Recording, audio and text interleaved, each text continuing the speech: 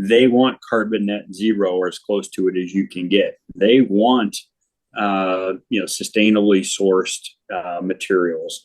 And so at the end of the day, whether the client truly cares about it himself or herself or not, they surely will know that their customer wants it. And so they're going to deliver it, if nothing else, because then it's economically important to their pocketbook.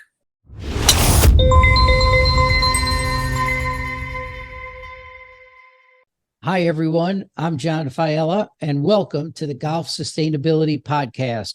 Our guest today has a very unique perspective on golf sustainability, as he's worked as a greenskeeper. He's been in golf course construction, and over the last 2 decades has really been considered a leading global authority on sustainable golf course design. I'm talking, of course, about Jason Straka, principal of Failla Straka Global Golf Course Design. Welcome, Jason. It's great to have you on this episode of the Golf Sustainability Podcast. Thanks, John. Thank you for having me. I really look forward to our conversation today. It should be a lot of fun. Well, you were one of the first people that I spoke to as I was developing this concept, and your encouragement and support's been greatly appreciated. So I've been particularly looking forward to this episode. Why don't we start, Jason, by having you tell us a little about yourself, your journey in the world of golf, kind of leading up to your current work at Failla Straka. So, it seems like such a long time now. It's amazing how fast a career can move along. But John, I've been playing golf for roughly 45 years. I can't believe I'm actually saying that. So it's just, I just look back and say, oh my, where did the time go? My father introduced me to the game. I had uncles and aunts and really a lot of extended family, and pretty much everything that we did focused on playing golf. As a matter of fact, even to this day, we still have an annual family reunion, and we play for the Straka Cup, which is sort of like a little mini NHL Stanley Cup trophy, silver champagne bucket. And if you win it for the year, your name gets engraved, and then you get to keep it. And you'll see it travel the world, and people drinking beer and all sorts of other things with it, which is it's a lot of fun. But that was really the impetus, that my love for the game was. I spent the time, you and I talked sometimes about not only just the environmental aspects of golf, but also in sustainability, but also the social and economic side of things too. So John, my eyes were, I was spoiled, quite honestly. I didn't grow up as a silver spoon playing country clubs, but the area of Ohio I grew up in, I had 35 public access golf courses within about 15 minutes of my house. To most people, that sounds just incredulous. But that's how accessible the game was for me, and it was very affordable. I remember the public golf course, one of them anyway, that I grew up playing on, at least in my teen years. It was $150. It was $150 for a junior membership, and that afforded you to play pretty much any time you wanted, except weekends. It was like after 2:00, and maybe they had some leagues. But again, it was just, I didn't know any better, which is, a great way to be raised as a young man. My folks, I would play with my dad after school or in evenings, or my mom would drop me off at the golf course and go out and play, with my buddies. And it was just a lot of fun. But I also had other interests as a kid. And in particular, I loved the outdoors. And that's really where where I started merging golf with the environmental aspects of design. But I grew up in an area that was pretty rural as well. I had 3 farm ponds in the backyard. I would literally go fishing anytime I wanted, even if it was for 15 minutes. And I would have friends over. And to this date, I think I've done 6 backcountry wilderness canoe trips, camp all over, go skiing, love to fish, love to hunt, pretty much anything that's outdoor related.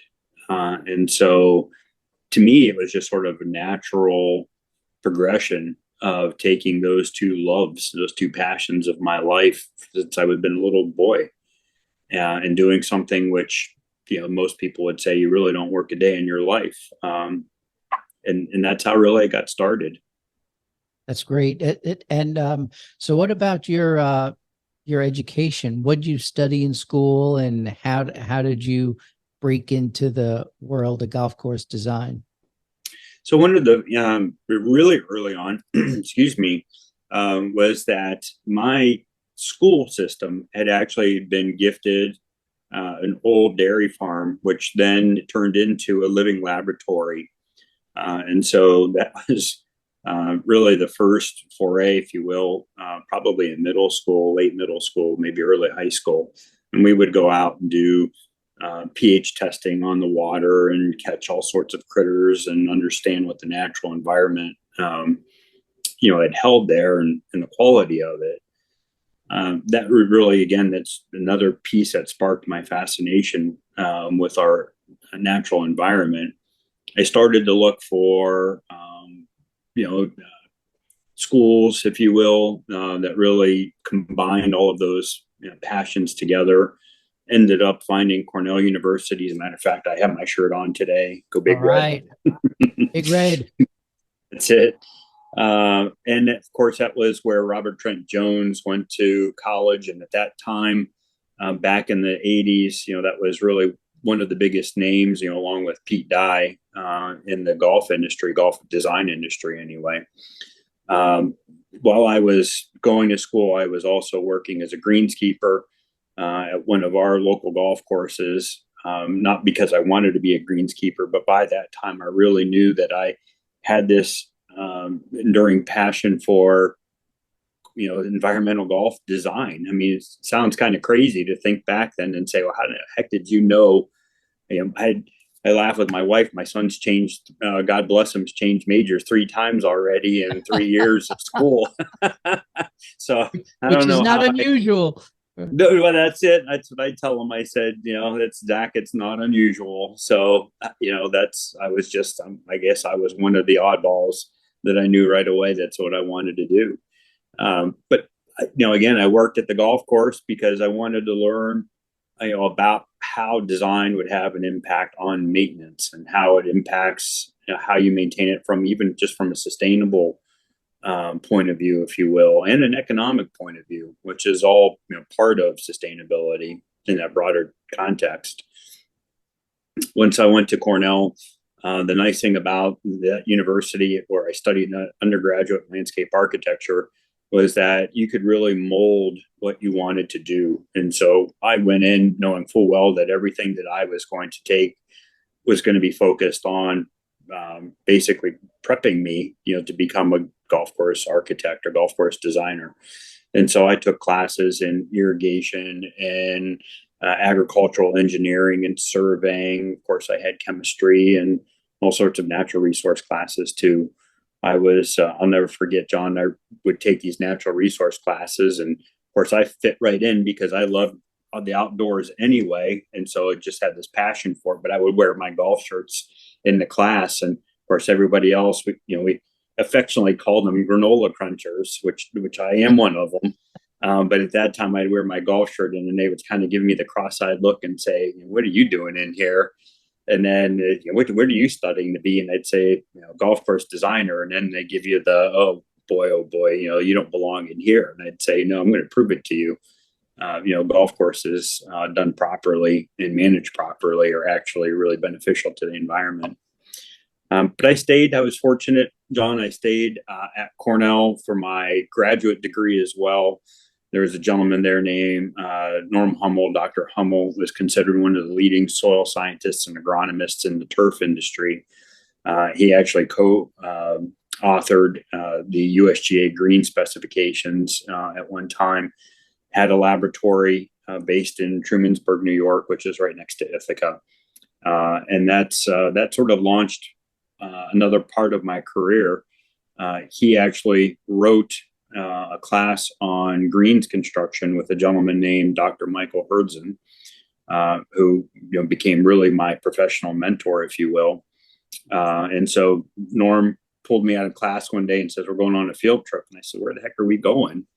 And we said, "We're going up to Oak Hill and Rochester." He says, "I co-wrote this class with a guy named Dr. Mike Herdzon, who's got an environmental design background as well. And you're going to come listen to this class." And that was, I think, the first one that they ever taught for the New York State Turfgrass Association. I met Mike, explained to him what my background was, what I wanted to do. He agreed essentially to mentor me. He'll joke to this day that he goes, "I never thought I'd hear from you again." And he says, "And you'd call me like 6 months later and say, 'Okay, I'm done with all of that. What's next?'" And so that was, that became a lot of fun. And then my graduate degree, towards the end of it, when I needed to focus on a thesis, I went back to Mike, who happened to be passing through town again. And I said, "Dr. Herdzon, I need to create a thesis. Do you know what I'm, working on right now?" And I said, "Do you have, essentially a real life project that I can work on?" Ironically, and John, if you believe in fate, which, I do, I mean, these things are hard to fathom that they just happen by circumstance, I guess. But Dr. Mike said, "You know what?" He goes, "We're actually starting a municipal project in Scituate, Massachusetts." And he says, "It is slated to become the first environmental demonstration golf course designed, built, managed, and researched between all these golf entities and all of these environmental entities." And he said, "If you want, your thesis can actually be based on the design, the planning, the construction, and the management of that facility." Wow. Yeah, I know, right? I mean, let's talk about the right time at the right place. And so to this day, we still joke about, one of the first meetings, because there were a lot of untraditional, or, you would have a lot of the golf entities, that the USGAs and the Superintendents Associations, and you had some environmental groups that were semi-friendly to golf, but then you also had some that weren't so friendly to golf. And we laughed. We were like, it was an eighth grade dance, and you're in the gymnasium, and all the boys are on one side and all the girls on the other side. And finally, somebody had to break the ice, right, and go wander over and start talking. And that's kind of what it was like. But we learned to build a big trust and rapport together. Still at that time, back on the university front, I was actually working with another professor and Dr. Hummel on different types of greens construction. So we would build all sorts of types of greens, and we call them lysimeters, which basically is just a controlled environment, if you will. And what we would do is that we would put fertilizers and different types of chemicals and things on them, and then we would capture the drainage that would come from underneath them. So we would have then a full understanding of what was good to grow grass, but also what was most environmentally beneficial in terms of management and construction. Mm-hmm. And so some of my writings and research was based on that as well. So, again, really fascinating things that transpired. And on my master's degree team, I had Dr. Barbara Bedford, who learned from Bill Mitch, which was considered for the longest time one of the, if not the leading wetland scientist at any university. He was based at Ohio State, which is ironic. That's where I live now. But she studied with him, and she was on my advisory council, as were different agronomists. I had landscape architects from my undergrad who were also authorities in, for example, in community planning, which is so important to what we do on the sustainability side. So, I mean, as you gather, I mean, I don't know that I could have had a better education and been so fortunate and blessed. I went on to work for a couple of years in golf construction and started a design build company with that group out of Maryland. And then I got a call from Dr. Mike and said, "Hey, Jason, you're interested in moving back to Ohio, where you're from?" And I said, "Yes. How fast can I get there? I just have to convince my wife that it's a great place to live." But now here we are, almost 30 years later. That's great. What a story. Mm-hmm. When you say believing in fate, I mean, this could be a movie, right? I mean, you were meant to do what you're doing, and that higher power put things beside you along the way to make it happen. So that's a very, very, very cool story. Thanks for sharing it. The course in Situate, is it still around? Is it still functioning? What was the name of it? I'm Widow's curious. Walk, yeah, Widow's Walk Golf Course. It was really interesting because part of it was on an old landfill. The majority of it was actually on an old sand and gravel quarry that they used. They used to mine it and actually went to build part of the runways at Logan Airport. And then part of it was right next to a marine estuary. So, I mean, it was right on the seaside. So, a chunk of it was actually about rehabilitating the site. Another chunk was about preserving, the fragile ecosystem that was there. And so, it, of course, being in a public realm, anything is everybody's record, if you will. And so it was all accessible by anybody in the community or any environmental organizations or golf organizations of the like. Yeah, that's fascinating. Well, listen, that's kind of great background to really set the stage. So time goes on, and you become this global authority on sustainable golf course design. I want to maybe start by kind of zooming out and getting a sense for kind of your take on where things are today, as you've worked all over the world and you've got a unique perspective on the topic. What's your sense for the state of sustainable golf course design in different regions of the world? Do you see a similar level of commitment and advancement? Like, where are things most advanced? What regions need the most help? Give us a global view on what's the state of play right now in sustainable golf course design.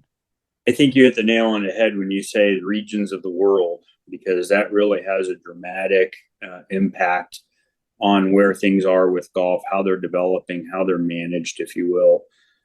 For example, you and I talk a lot about Europe and travels to Europe. There's a lot of focus on sustainable golf there, testing of sustainable golf, writing research papers. For example, one of my work colleagues there is working with a couple of different universities and governments on carbon sequestration of turf on, in turf on golf courses. There is some of that that's happening here in the U.S., but it seems to be happening more at a rapid pace there. I think part of it, John, to be quite honest, is some of it is political. They tend to take, and again, I try to be as apolitical as I can, right? Just, in Sure. public in particular. But the reality of it is that, Europe by and large and the EU countries in particular are more progressive in these issues. Not to say that the United States isn't, but, if you want to cause a firestorm in the grocery store, start having a discussion with everybody in line about whether climate change is real or not. And if it is real, is it just a cyclical natural cycle, or is it man-made?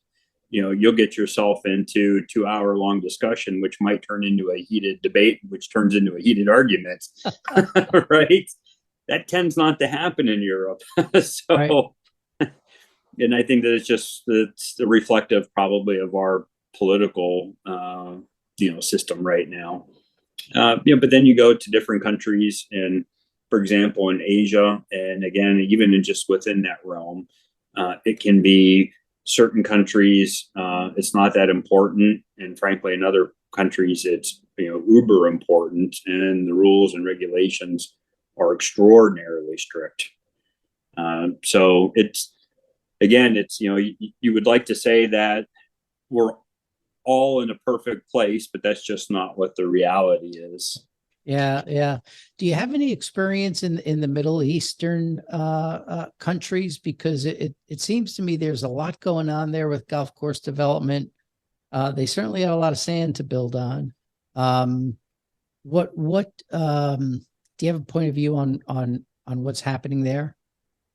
Yeah, that's it. It's really an interesting um, thought or topic, that a lot of people, including myself, will struggle with. And I'm going to bring it and I'll give you for example, and I'm going to bring it a little closer to home. I would have these debates with some of my colleagues and other people, such as yourself, about golf being developed in Arizona, right? So, of course, their water crisis, and it's been probably the hottest year on record, at least that I'm aware of, in the desert Southwest. And so we can talk about the development of golf and in a sustainable manner in that type of location. That doesn't bar us from then having a greater discussion about whether or not golf belongs in that type of environment. But then that even goes out to a bigger subject matter, which is, do cities even belong in that climate? Mm-hmm. Right now, you can take that thought and transpose that over into a place like maybe Saudi Arabia or the UAE and countries like that. Now, of course, there have been people living in those countries for millennia, and so a lot of it just now that gets translated into how low key, how responsible can you create certain types of development? Can you then create them to where, for example, some of these communities in these desert climates are trying to get to carbon net zero, right? Not saying that that's going to be uber easy, but they're trying. And frankly, they're trying a lot more than some places where it would be easier to do that in other countries or other regions, of the world. Yeah, fascinating. We I'm curious, and maybe we can kind of kill two birds with one stone here. I'm interested in kind of what are the key principles around your philosophy of sustainable golf course design, and maybe you can talk about those in the context of some recent projects that you've been engaged with where you've been able to implement those principles. Sure. So, if I would just take a step back and say, because of my love of the environment, and I hold certain things so dear to myself, experiences I've had in the wilderness, which probably 99% of the world will never ever have, and what that's brought to me, mentally, physically, emotionally, spiritually, all those types of things. I think that is, that's critical, and that's something that I definitely want to be able to, to pass on, as much as I can. Now, to my children, to my grandchildren, and just to future generations. Which, then not easy to do is then to just compartmentalize that and just say sustainability as a word is just solely focused on the environmental aspects, of what we do in the world and in golf design and golf management. So it is obviously a critical component to it, perhaps the most or biggest component to it. But if you really then get to a granular level, I look at sustainability more as a three-legged stool, where the environmental aspect, is one. Then I would say that the social aspect is another, right? So I talked about, my background and my family and how I grew up playing the game, and all of and frankly, that's, I think, what people really got drawn to during the pandemic, right? So golf became such an important force, wildly popular, but it was one of the safest things that anybody could do, right? Outside. And all of a sudden it was just like, wow, yes, it's nice to be able to get out and get some physical exercise, but it's that, that being with people and the socializing aspect of it, which became critically important. So again, so there's the environmental aspect, the social aspect. Then if you really get it down even further, on a granular level, is that if it's not economically sustainable, then there is no golf course there, right? And so that becomes critical. And so it is the economy of whoever owns that golf course, the economics of whoever owns that golf course, but it's also then the things that it does to help and benefit the community. So again, from a sustainability perspective, environment, social, economic, right? Those are the three things that I would profess. When you actually asked, or you asked about, a couple of different projects, one I would give you as an example is a place in Arizona of all places. We just talked about that, and it's called Ambiente, and that was just Spanish for environment. It was a redesign rebuild project. And that golf course, John, it started off when we were given the brief, to go in and to turn it into something. This is actually for Marriott. It was they managed at that time almost 200 acres of Bermuda grass, in the Sonoran Desert, and they knew that wasn't sustainable in any sort of way, and so we limited it all the way down, to a very comparatively minuscule amount of turf grass, and took well over 100 acres and converted that from Bermuda grass, irrigated, managed fields into all sorts of native desert scape. It was amazing then, all of the critters, I would be out, coyotes, bobcats, you name it. Matter of fact, there was so much wildlife around that I started to get, some grumbling from some of the community saying, oh my gosh, it's like turned into the wild kingdom out here, which to me was music to my ears, right? But that golf course also ended up being one of the best performing golf courses in Marriott's portfolio for something like 5 of the past 6 years. And so, again, from an economic side of things, it's done very, very well from them or for Yeah, them. yeah. That's fascinating. So you cut in half the Mm-hmm. amount of turf grass that they were managing, which obviously had a tremendous impact on all costs. Jason, I'm so glad to hear about you including economic sustainability as an equal leg to the environment and social. Because you're 100% right. If things don't make financial sense, they're not going to work. And one of the things I've seen in my experience, and this is in virtually any industry, in the early stages of consciousness or awareness about sustainability, the broad perception exists that being green is going to be expensive. Executing sustainability is going to cost money. And then over time, people find ways to be more environmentally responsible in a way that actually improves financial results and economic results. And when being green generates green, that's really when the magic happens. But it takes a while for people to get there. So given that perspective and point of view that you have, I see now why you've been as successful as you've been, because while you're trying to be responsible to the environment, you're also trying to be responsible to the commercial interests of the owners and operators of these courses. Yeah, that's I think that there's things that I've learned from the outside of golf.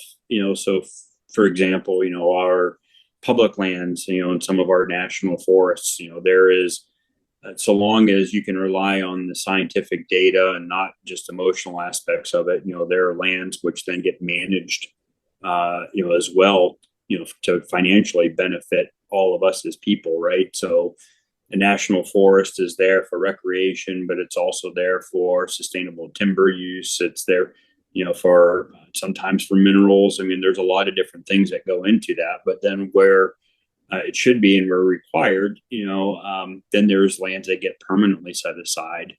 Or if there are very sensitive areas, whether they are old growth timber or streams or whatever the case may be, if done, again, scientifically, that becomes a cohabitation, if you will, of all of those things, of the economics, of the social, and the environmental. Yeah. What's what's your point of view on the biggest challenges today associated with implementing sustainable design in golf courses? And it can be with a focus on renovations if you want, or it could be focused on new courses. But why aren't we further ahead? What's been holding us back? I think a lot of it is education, quite honestly. And it's educating. It's not even so much our clients, because our clients, when I say I'm using that in the Right. broader Yep. context. Yep. So not just my clients, but all of our clients. They're aware of things, and they want to do that. And I will tell people, for the most part, especially some of the younger generations, my generation and then younger, environmental concerns, sustainable concerns, climate change, all of these things, tend to become or have become, very, very important economic drivers. Mhm. And I'll give you a couple of for instances. Again, it has nothing to do with golf. You go to Starbucks and you'll see your coffee, whether it's sustainably sourced or not. If you buy furniture, you'll see whether it comes from a sustainable source of wood and timber. And if you really start to look, through our everyday marketplace, you'll start to notice that. And so again, it's these companies that are tapping into, again, sustainable both on the environmental side, but on the social and economic side of things, because it's really important to their end user, their customer base. And so I'll tell people, matter of fact, I just had a public hearing 2 weeks ago, and somebody says, why should we end up, believing this particular client of yours that they want to do the right, quote, the right thing? And I said, well, think about it, because in the region of the country that we're looking at this, this new golf course in, was very progressive. And I said, the people who live here and who want to recreate here also want all of these things, right? They want carbon net zero, or as close to it as you can get. They want, sustainably sourced materials. And so at the end of the day, whether the client truly cares about it himself or herself or not, they surely well know that their customer wants it. And so they're going to deliver it, if nothing else, because then it's economically important to their pocketbook, right? And so, that's the part that happens. I think just is happening more and more and more. But again, it becomes education. We live in a very large country, right? And there's a lot of diverse political, spectrums, if you will, as part of it. But it's a constant battle, John. It. You fought it your whole career. Yeah. You've been right on that forefront. So it's so much of it's about education more than anything. Yeah. Now, let's stick on that for a minute, because one of the things I'm hearing increasingly is education that's necessary with the golfer. I'll hear an architect or a superintendent say, well, I'd like to be more sustainable, but if it results in, some brown patches on the fairway or greens that aren't pristine, we're going to get chewed out by the members, and the golfers aren't going to want to come here. So there's the sense that, and, some people call it the Augusta effect, where, the perfect, pristine golf course is what's necessary for people to enjoy the game. And when you get to education required with superintendents, okay, I think we can figure that out. Like, how do we tackle this bigger issue of educating the general public as to how more environmentally sustainable golf courses may not be the most pristine? Well, I think for one, they need to listen to your podcast, right? That'll help. Thank you. I think you're right. That'll help. Again, it's listen, the USGA put out, the brown is green or brown is good, campaign. There have been things, for example, like Golf Digest, when they do their national ranking categories for best in state and top 100 US and top 100 world. I was having conversations with I think it was Ron Whitten at the time, who used to head all of that, was the architectural editor.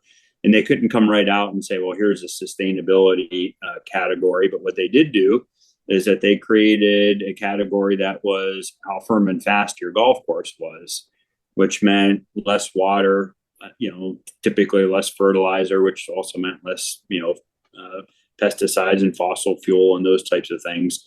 And so anybody who cared about their golf course ranking then were led into the firm and fast, which was led into the brown is good category.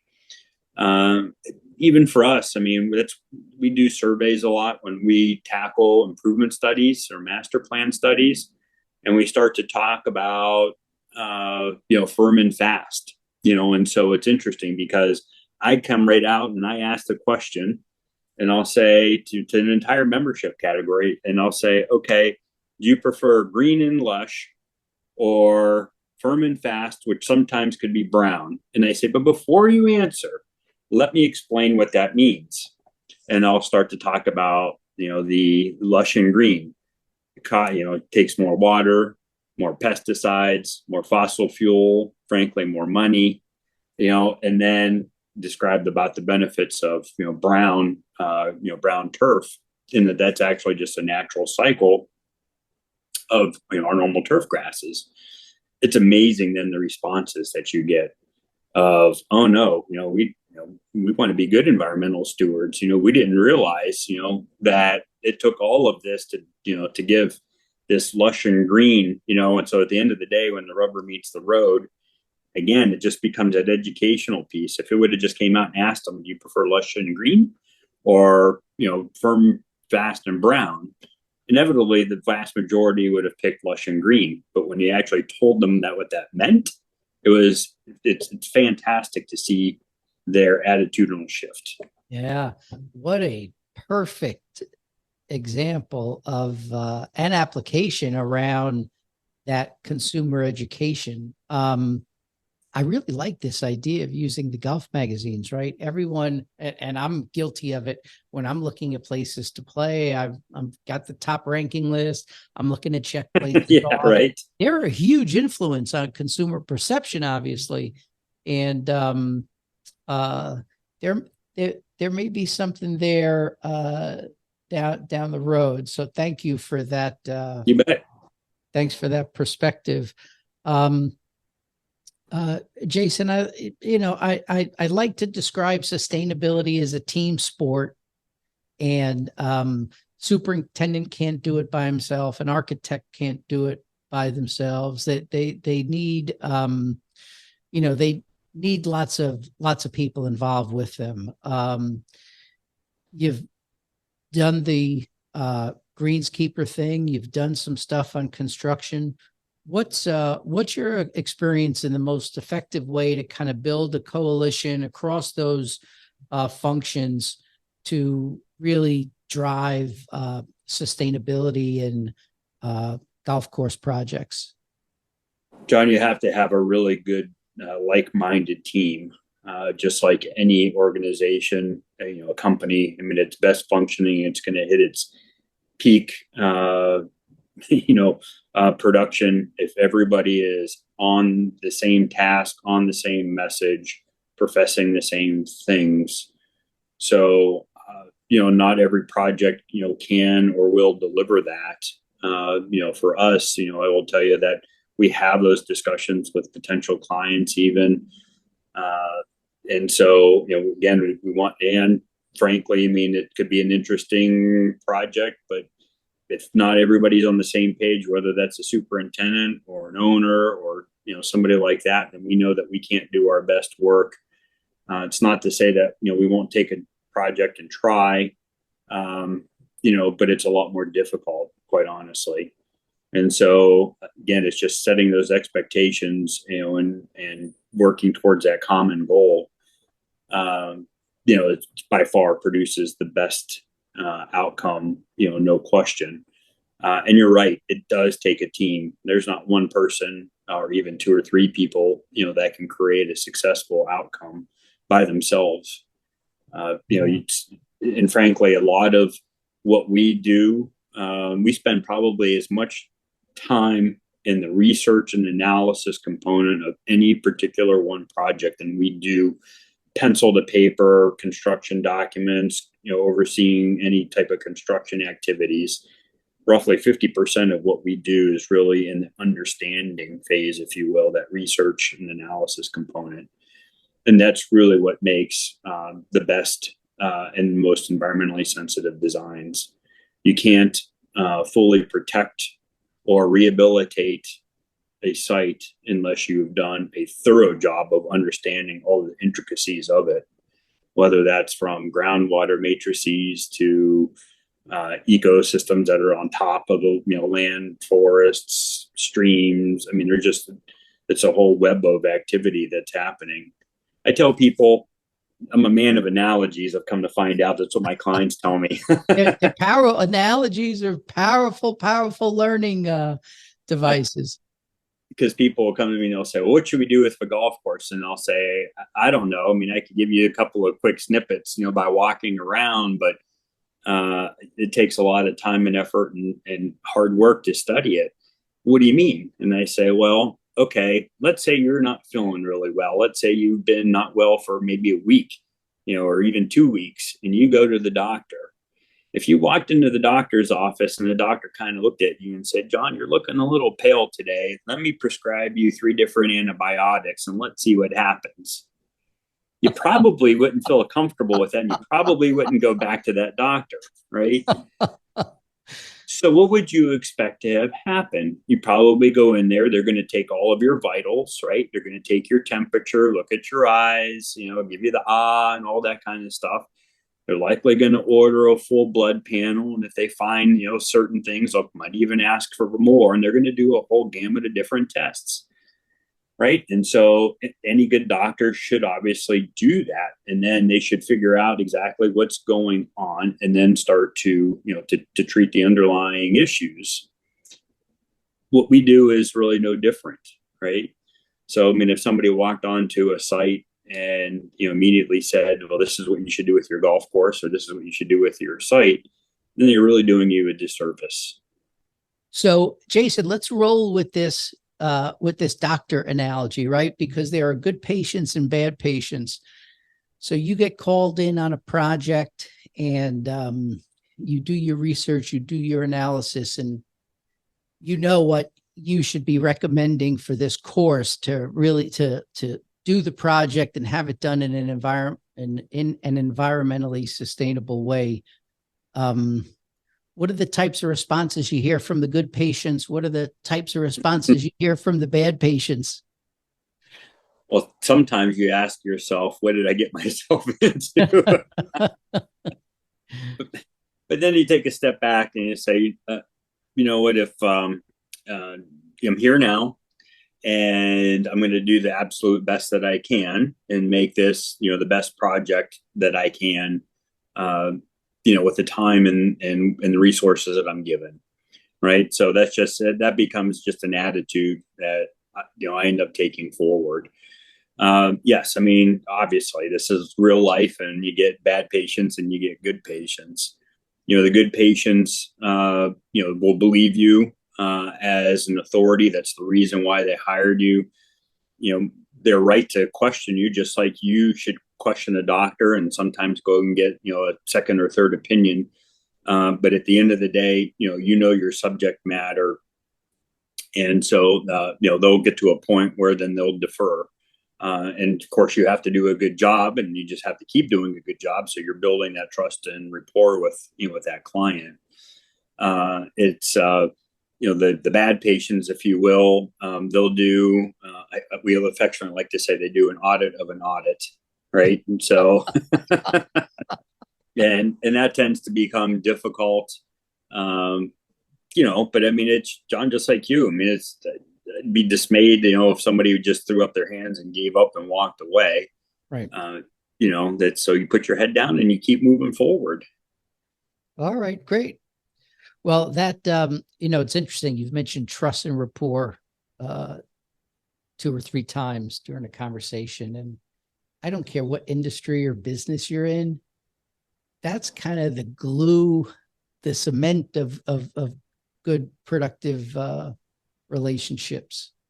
And I Uh, think you have to have a good bedside manner too, right? I mean, yep. it's if you get along well with people and your clients, that helps. That goes a long way. So, I mean, quite honestly, our staff, very purposefully. I mean, they're multi-talented. They're incredible people. At the end of the day, they're all people that you could sit down and have a conversation with about family values, what they, uh, like to do in life, and they're very personable. And again, that goes part and parcel, to building that trust component. Yeah. The in studying your background, Jason, I mean, you're professionally extremely accomplished, but you've also given a lot back. You've been involved with several industry organizations, and I wanted to learn a little more about the work you've done with several of them, and maybe we'll start with the American Society of Golf Course Architects because I know you've been very active in that group. So tell us a little about your work with them and also maybe reflect on their role and their current efforts in this whole arena of sustainable golf course development. Hmm. So ASGCA, so we just had our 75th anniversary, and I'm the immediate past president, about to turn that over in just a couple of months to another colleague of mine. And but in 75 years, we've been at it for a good long time. Of course, golf has been 600 years old. So by and large, we're just cover a small gamut or fraction of that. It's the organization started off as small. There's over 200 and some odd members right now. And that just includes North America. So we have sister organizations, all over the globe. I'm obviously proud to have led our organization. There were two things really, which during my tenure and on the board, one of which was a market shift in how many of my colleagues really approached the game. uh, it started off probably when I was in university and college, of that environmental awareness, big push. There was a huge meeting back in the 90s at Pebble Beach on golf and the environment. Mm. There were a lot of different groups that launched out of that Golf 2020. And so it really became a big part of the USGA and RNA and really golf worldwide. And ASGCA was also a big part of that. We published several books which we funded within our own organization on golf and the environment, on proper planning for sustainability, on creating a lot of different resources. And then, of course, there's a lot of sweat equity that goes into a lot of the publications and work with the Golf Course Superintendents Association and the Builders Association. So that was, and that continues today. We're rewriting or revamping, refreshing a lot of our environmental playbooks, if you will, working. There were a lot of best management practices, which have been coming out with the Golf Course Superintendents Association, which we've participated in some new programs with the USGA as well. So yeah, that's again, we just keep trying to make it better, better and better and better, little by little by little. Yeah, that's great.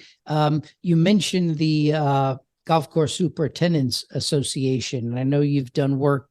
You've been on committees, but you've also done educational seminars. Give me a sense for your work with them and the types of things they're doing around sustainable golf course management. So they, again, working with USGA and other organizations, they do a huge amount of research and also a lot of universities around the country. And so their organization is much larger than ASGCA, so their funding is a lot better than ours, frankly.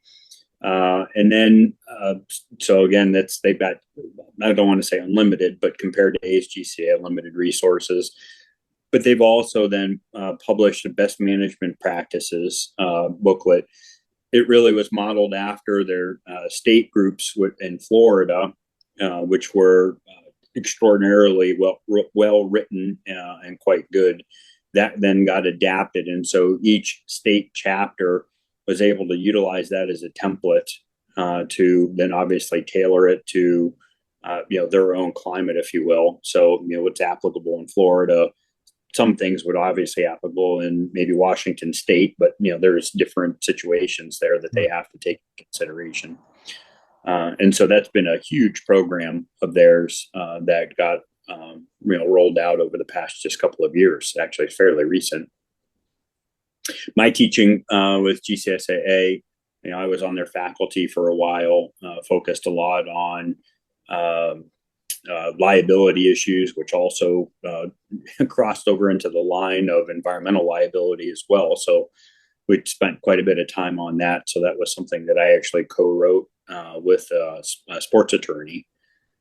So again, there's all these aspects of the sustainability. A lot of people don't talk about the legal parts to it, right? Sure. But that is a big component of what we have to consider. Okay. I look forward to getting to know the superintendents group a little more closely. Living in Florida, I've heard that I guess Florida is the only state where I guess BMPs are there a requirement for superintendents to become certified in, or at least I believe that's the case. You have, of course, federal, it's just the way that our country works. So you have federal rules, you have state rules, you have county rules. Sometimes you even have regions, so for example, if you go to New Jersey, the Pinelands region, which is a protected ecosystem in the central part of the state, is very different than what happens along the coastal or up near New York City. Mm-hmm. And then even in places like Massachusetts and Rhode Island, it gets broken down not only by county, then by town, and even sometimes within conservation zones mm-hmm. or districts within a town. Mm-hmm. So it's not a one size fits all. Yeah. That's interesting. That's it's not a one size fits all. That was one of the key takeaways from my conversation with Ron Dodson. And yeah. It's fascinating to see how those dots just got connected there. Another group I wanted to ask you about was GEO, the GEO Foundation. I know you've worked with them. You have good relationships with the folks that run it. How closely, if at all, have you worked with them, and kind of what's the nature of your work with them compared to what it's been at the superintendents or the architects group? I just tried to branch out, John, to essentially anybody who's willing to listen, and anybody who has their pulse on what's happening and can make a positive influence. So, I sit on an advisory council for Audubon International. I've done that, for other organizations.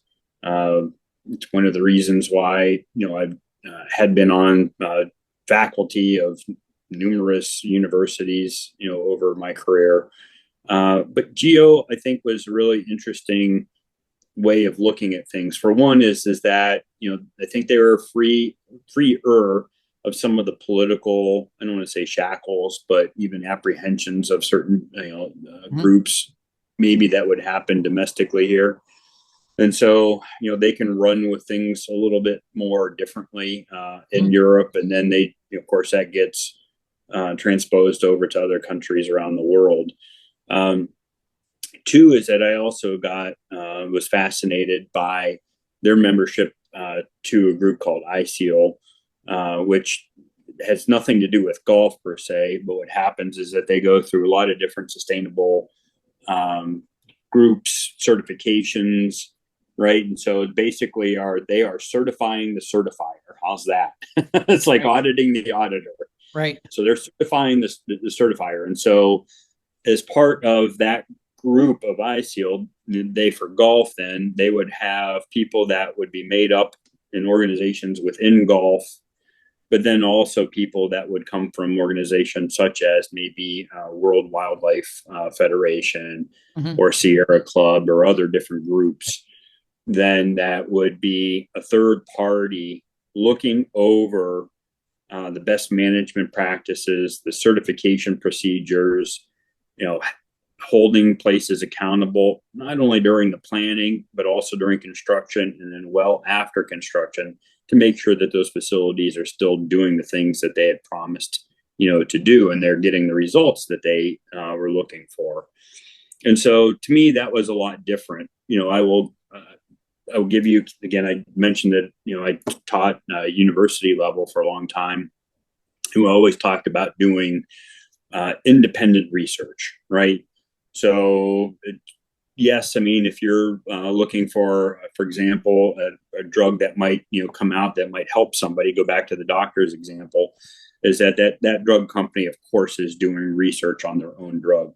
But the likelihood and probably the requirement is that you are also getting, peer reviewed third party research, Mhm. to make sure, that things are basically on the up and up, for lack of a better, analogy or phrase. And so that's what was happening at GEO, on that level, is that, all of their principles, all of their certification, all of their requirements was being independently verified by a third party that had nothing to do with golf. To me, that actually also builds a lot of trust, right? So outside of the golf world, if you will, roughly 10 to 12% of the people in North America play golf. Obviously, less, much less, in other countries. Uh, and so if I'm, the 90% of somebody else, and I'm looking going, well, of course, they're going to say that golf courses are good for the environment, right? I mean, it's the fox in the hen house type of a thing. But if you've got somebody who's outside of golf, who's a respected and trusted entity saying, no, for real, they're doing the right things, again, you're building instant trust. Yeah, that makes sense. That's credibility. Um, so, Jason, we've talked about kind of the importance of collaboration with architect, superintendent, uh, general management. We talked about your relationships with other associations. How about alliances with or kind of engagements with industry suppliers? One of the things I'm hearing from greenskeepers is that they're counting on industry suppliers, whether it be irrigation companies or equipment companies, to develop new technology that um, is better for the environment. What's your what role do you see industry suppliers playing in helping to advance sustainable golf course development? Frankly, a lot, big. For one, because some of them are, whether they're publicly or privately held, not all, but many of them are large entities. And of course, again, I mean, they're selling a product, selling their wares, selling their services, and to the end user or customer, that sustainability piece or program becomes really important, especially nowadays. So I'll give you a for example. So when I was president of the American Society of Golf Course Architects, we actually signed a climate pledge with our sister organizations, the European Institute of Golf Course Architects and the Australian Architects. As we were crafting the language, and going through all of the protocol, there were two suppliers, if you will, who jumped at the chance to actually sign the pledge with us, and that was both Toro and Rainbird, because again, it's they've been progressively working on this literally for decades. And it was something that was important to them, important that they let their customers know that they are pledging, and that they continue to work on advancing, our world of sustainability. Yeah, that's interesting. The and upcoming episodes of the podcast, we've got both Carnoustie and Royal Portrush being interviewed, the lead superintendents there, and Rainbird came up in those conversations, as did Toro. So those are some folks we're definitely going to need to engage. So which is interesting, because again, if you stepped outside of the golf course realm, you're looking at two companies which are, amongst the largest irrigation suppliers, and so of course you're talking about water usage. The reality is that all golf courses, need water to sustain themselves. Of course, I mean, it's alive, right? Turf is alive. And so whether it's coming naturally or artificially or a combination of the two, at the end of the day, though, all of their research goes into providing products which then will give us, meaning our industry, the ability to utilize the least amount of water possible to keep that alive and healthy, right? So their research, in automation and delivering water in the most environmentally sustainable way possible is critical. Even looking at things like subsurface irrigation. Of course, if you go to Toro, they're looking at then their equipment, right? They just launched a program of autonomous mowers, right? So electric mowers, and as a matter of fact, John, I remember, so Dana Lawn, who headed up the R&D department at Toro for many, many years, became a friend of mine. And I remember taking some clients in. This was probably 20 years ago. I'm going to get the exact number wrong, but it was roughly 20 years ago. And I was astounded because I actually got to sit on and ride a hydrogen-powered golf course lawnmower. Think about that, 20 some years ago. Now you say, well, where is it? Well, they have to make it to where it actually can be made and sold, right? I mean, so you're not going to give them away, and that takes a lot of, frankly, it takes a lot of money. But at some point, that likely will come to market. Yeah, that's fascinating. In my most recent prior life at Smart Energy Decisions, I mean, hydrogen as a fuel source and hydrogen fuel cells are really, I mean, Toyota's developing cars with that technology. There are forklifts that leverage that technology. It's fascinating. You think about it, it's the infrastructure to make. That's where sometimes the economic piece to that three-legged stool gets lost. I tell people, okay, when was the first EV car, that came out? Okay, well, then it wasn't all of a sudden like you were going to buy an electric vehicle and then, drive it all around town. It takes a while to actually put in the recharge, the charging facilities, right? But there are more and more and more and more and more of them. And now you can drive those cars further and further and further and further. And so, and of course, the technology and the batteries become so much better. And so it just, it starts. I think people would be surprised at how early so many of these environmental technologies actually start. But it's the ability then to bring them to market to where they can be economically sustainable to help all of us. Yes. Is the key. Yes. Feasible and commercially viable are two very different things. Yeah, that's exactly right. So, okay. I mean, you're clearly a thought leader in the industry. You're very thoughtful. As you think about the future of environmental design and sustainable design, what do you think is next? Like, where do you see things headed? If you could wave a magic wand and make make a few things happen, what would you try to bring to reality right now? So, actually, a number of things. Water, is probably number one. And of course, we see that, happening in our own, it's global, John, the access to clean, fresh water, right. And so you're seeing things, who thought about, or I shouldn't say who thought about it, but at least on an average person who thought about microplastics and all these other things, that are happening and affecting our water quality. Not only, but, so it's not only the act is the amount of water, but it's also the quality of the water that we as people have access to. So that will likely take precedence over everything that we do on the golf side of things, from here through the foreseeable future. That will be number one. Number two is that there will still be a big push to carbon net zero, and whatever small impact that we can have. I don't want to minimize it, but certainly, our industry is going to absolutely do what we can do. Mhm. And so, certain countries or certain regions will push, harder and faster with that. But I think eventually we're all going to probably get there. So, again, it's going to be, climate change. And that's the other thing too, John, is I tell people, whether you believe that it's hard to argue that climate change isn't here.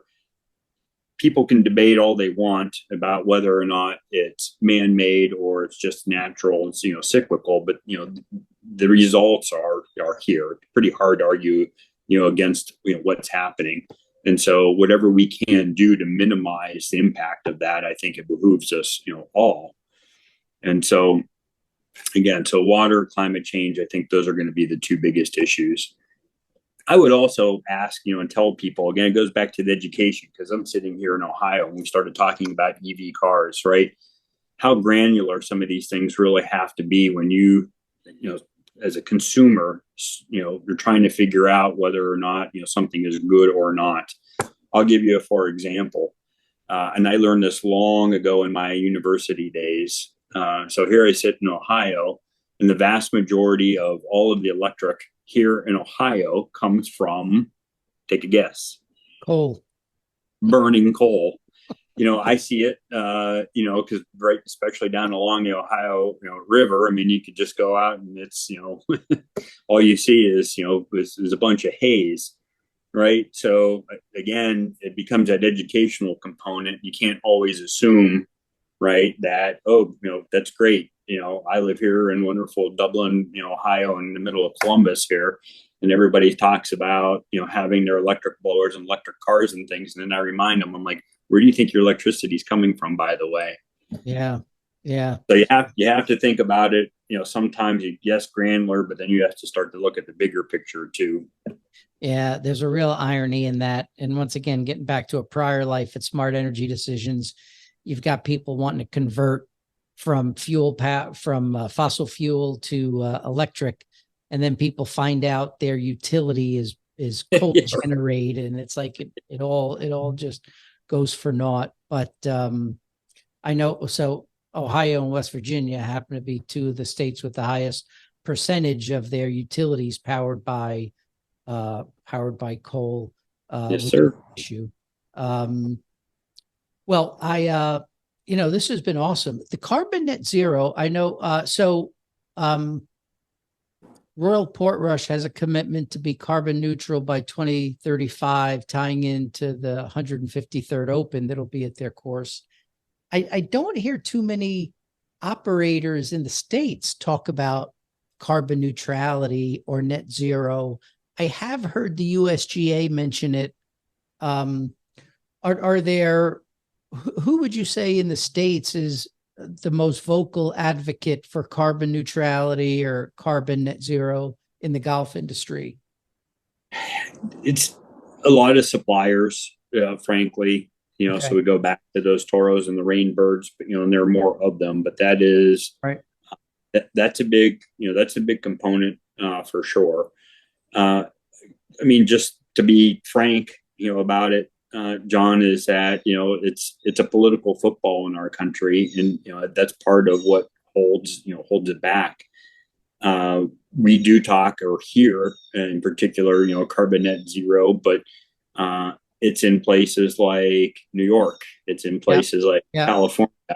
Well, those two states, and in the political spectrum, those they might as well be part of Russia to some people. And again, I know this isn't meant to go into political discussion, but that's just part of it. That's just simply is part of it. Yeah. Although it's fascinating, you've brought something to light that I really haven't thought about before.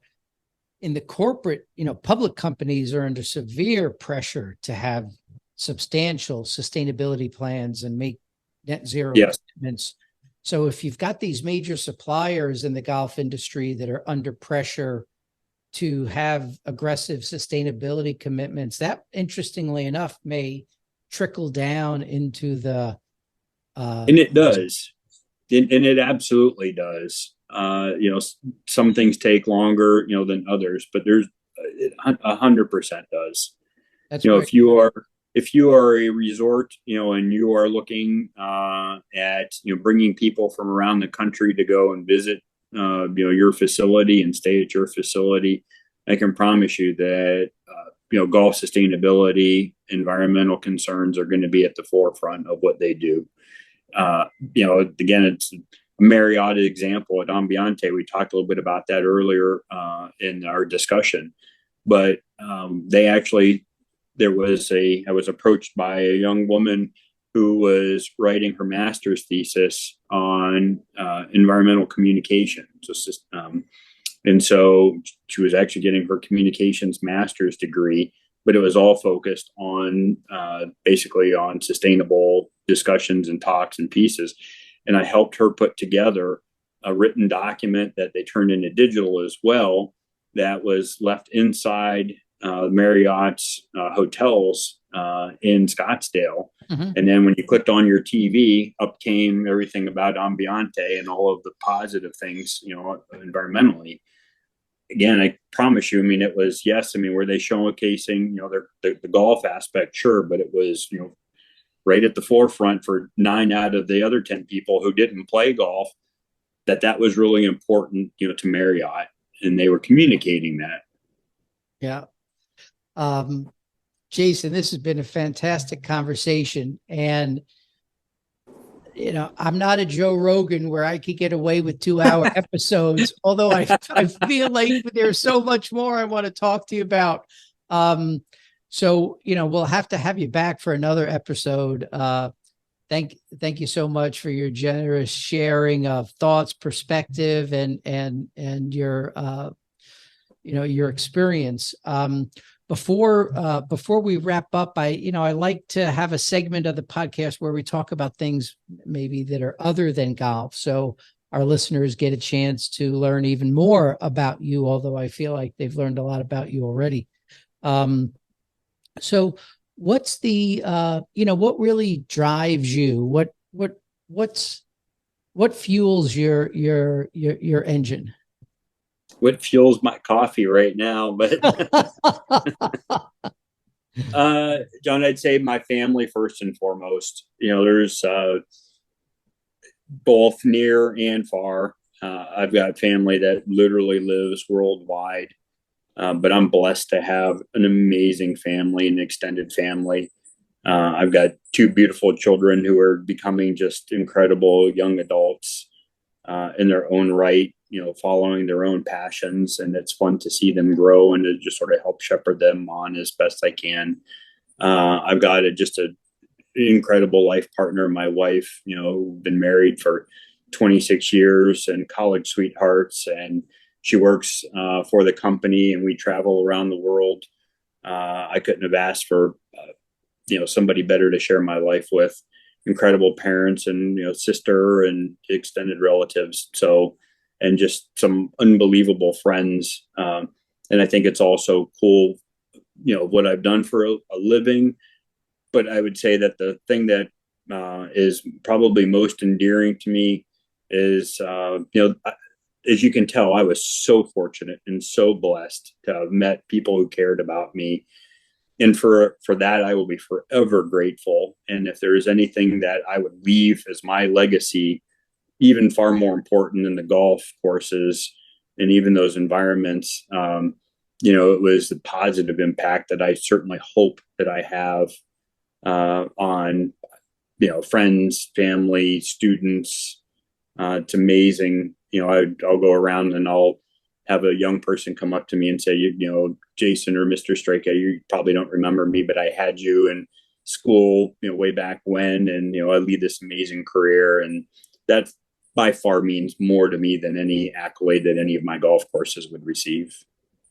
That's great. Well, it might be too soon to be talking legacy, because you clearly have a lot more game left Jason. God willing, Yeah, I yeah, hope. yeah. But it's a beautiful legacy to aspire to. And you mentioned family as a key source of your of drive. I didn't ask you, have you ever won the Straka Cup? I have twice. It was All the right. second year that we had it, and then fairly recently, I had a really, really long drought. I attribute that to once you get into the golf industry, you don't really play all that much golf. Right. So that's what happens. That and I'll tell you that I had just the worst string of bad luck. I'll blame it on that. There you go. Certainly, Hey, listen, couldn't be my golf, my golf right, swing or anything like as that, right? yeah, as does every other golfer. So, but you have to send me a picture of the Straka Cup. I can't wait to see that. I may try to emulate that. You bet. That sounds like a hoot. Um, so over the course of your life, who's been the greatest source of inspiration to you? Hmm. Ooh, that's a good question. I would say hmm, my my parents. Probably first and foremost. The things that they gave me, which I could never appreciate. I would like most kids probably would say, Sure. John. I mean, between the two of them, they worked 3 jobs to put my sister and I, through Ivy League educations, and what they gave up to be able to do that, and the time and the effort that they spent with us. So my parents by far.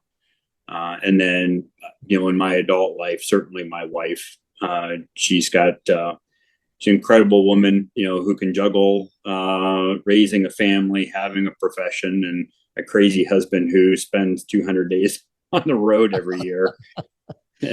That's great. Well, you're certainly blessed. Um, what and finally, Jason, tell us about kind of the greatest challenge that you've had to face and how you overcame it. The greatest challenge that I've had to face. Are we talking professional, personal? Whichever way you want to go. Hmm. Hmm. That's a really good question. I don't know that anybody's ever asked me that. That's yeah, there's I mean, for one, obviously operating your own business because you've got this passion to to make this big impact in life, this enduring impact. But at the end of the day, you also have to run a company that makes money. Again, it goes back to that economic side of being, that's without it, you're not sustainable. So there's no question, that running that company and the time and the effort that it takes to be able to do that, so that you can continue your craft. That's been one of the biggest challenges.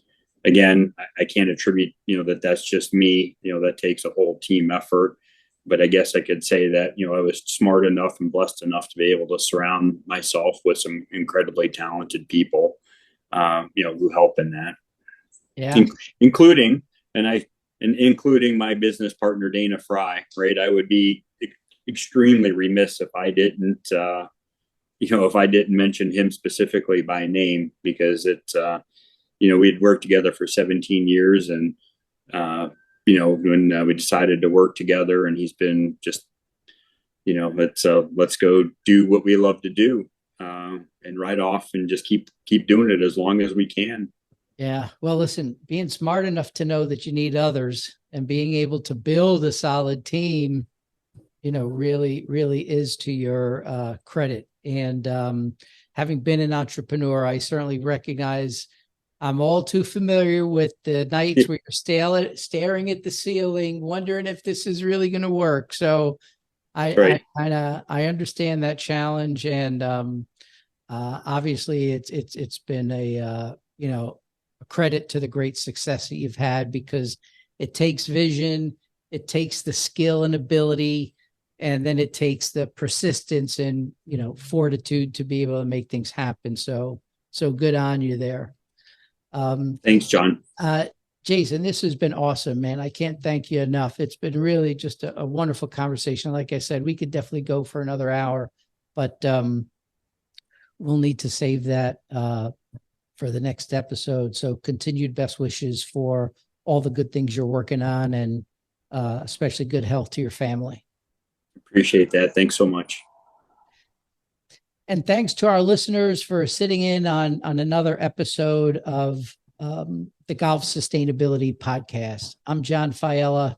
It's been great to be with you here today. If you like the episode, subscribe to the podcast on your favorite podcast player. You could also follow us on social media. We're now live on Instagram, Facebook, Twitter, and LinkedIn. So thanks for joining me today, and looking forward to seeing you on the next episode of the Golf Sustainability Podcast. So long.